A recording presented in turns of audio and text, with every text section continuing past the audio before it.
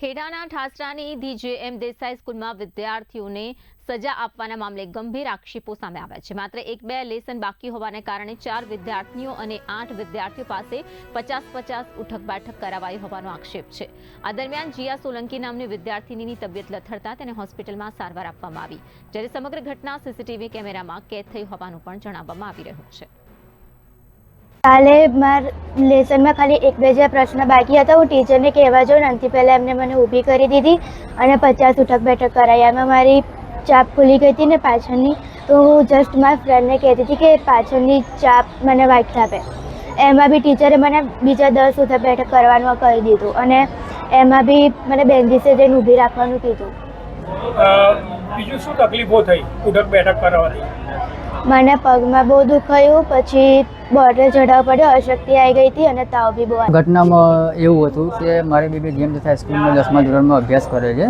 એને ગઈકાલે કંઈક લેસનમાં કંઈક 2 પ્રશ્ન બાકી હશે, એટલે એને લેસન નહોતું કર્યું, 2 પ્રશ્ન બાકી રહી ગયા. તો મેડમે કશું એનું સાંભળ્યું નહીં અને એને 50 ઉઠક બેઠક કરવા માટે કીધું. મારી બેબી ઉઠક બેઠક કરતી ઊભી કરી. એ સમય દરમિયાન મારી બેબીનો ડ્રેસની પાછળનો હૂક છૂટી ગયો, તો એની બહેનપણી બાજુમાં જે ઉઠક બેઠક કરતી હતી એને હોશ લગાવવાની કોશિશ કરી, પણ એ મેડમે હોશ લગાવવા દીધો નહીં અને ઉપરથી 10 ઉઠક બેઠક વધારે કરવા માટેનું કીધું છે.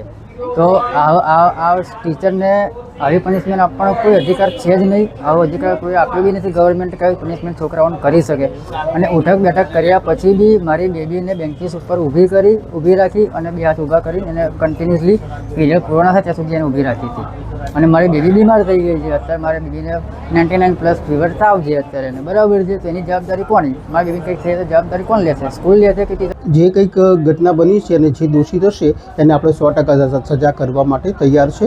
મંડળને પણ એની જાણ કરેલી જ છે અને મંડળ પણ આજે હાજર છે. એમની સાથે આખી વિગતની આપણે સ્પષ્ટતા કરીશું, બધાને સાંભળીશું અને જે સાચું હશે, જે વ્યક્તિ દોષિત હશે આપણે એને યોગ્ય સજા કરવામાં આવશે. પ્રોટોકોલ છે આ રીતે શિક્ષા કરવાનો? ના, નથી સાહેબ. પ્રોટોકોલ લગભગ 50 જેટલી ઉઠક બેઠક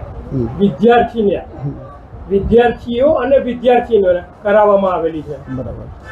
શેના કારણે કરાવવામાં આવી? એવી કેવી પનિશમેન્ટ આપવામાં આવી? ગૃહ કાર્ય નહીં કર્યું હોય તો શિક્ષા કરી હશે. આપણે એ સંદર્ભમાં એમને પણ નોટિસ